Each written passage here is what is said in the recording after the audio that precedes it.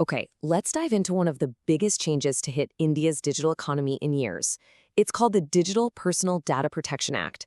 And trust me, this is not just another piece of regulation, it's a complete game changer for data privacy. And it's putting every single business on high alert. And you don't have to take my word for it. Experts are calling this a monumental shift, and for really good reason. This isn't just about tweaking the privacy policy on your website. It's a fundamental change that makes data privacy a core part of how your business is measured. But who's going to feel this the most? It's the little guys, the startups, the small and medium businesses. For them, this isn't just a new rule to follow, it's a massive, urgent stress test. They have to adapt, and they have to do it now. All right, so let's dig into that. Why exactly is this new law putting such a squeeze on what we call MSMEs? Micro, small, and medium enterprises. What makes it so uniquely tough for them? Well, here's the first major hurdle. This law applies to everyone. There are no free passes for startups, no grace periods for small businesses. From day one, you're expected to meet the exact same standards as the biggest companies in the country. There's really no hiding. And this is really where the rubber meets the road. All those things that help a small business move fast, the informal processes, the cheap third-party tools, the lack of a dedicated legal team, well, overnight, those become massive liabilities. It's kind of like a perfect storm of compliance nightmares.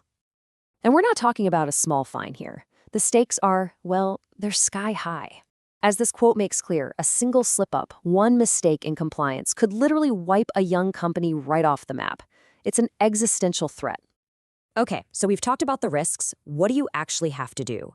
The law brings in some new terms and new roles, and it's super important to get your head around them. Let's break it down. First up, the data principle. This is probably the easiest one to understand. It's just the person. It's your customer, your user, your employee, anyone whose personal data you're handling. Then there's the data fiduciary. Now, this is most likely you. If your business is the one deciding why you're collecting data and how you're going to use it, then congratulations, you're a data fiduciary. And that means the buck stops with you. You're responsible. And what about all those other services you use? Your cloud provider, your payroll software. They're called data processors.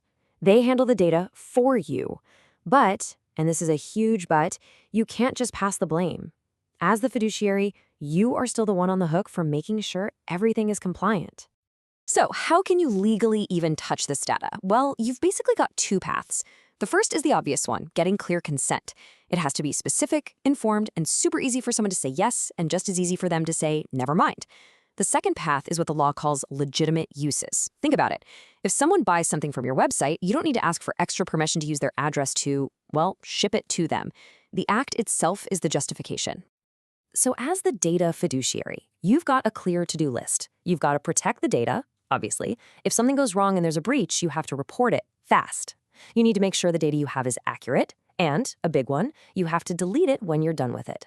Finally, you need a way for people to reach out with questions or complaints. These aren't just good ideas. They are now the law. And if you don't follow that to-do list, well, that's where things get really, really serious. The penalties for getting this wrong are frankly eye-watering. Just look at this number.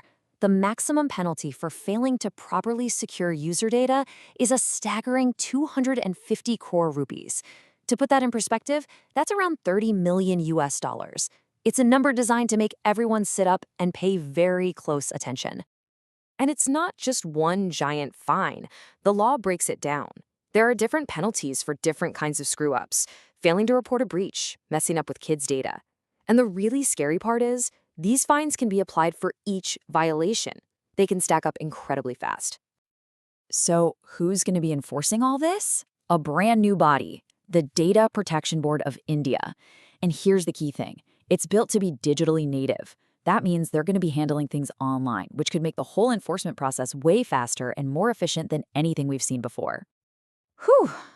Okay, so with stakes this high, what's the real takeaway here?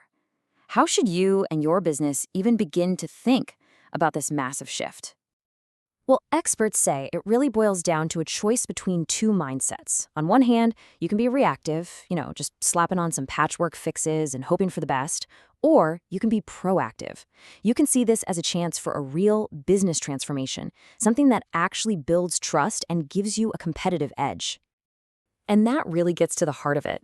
The goal here isn't just to punish people, it's about leveling up the entire digital ecosystem. It's a maturity moment, a signal that the Wild West days of data handling are officially over.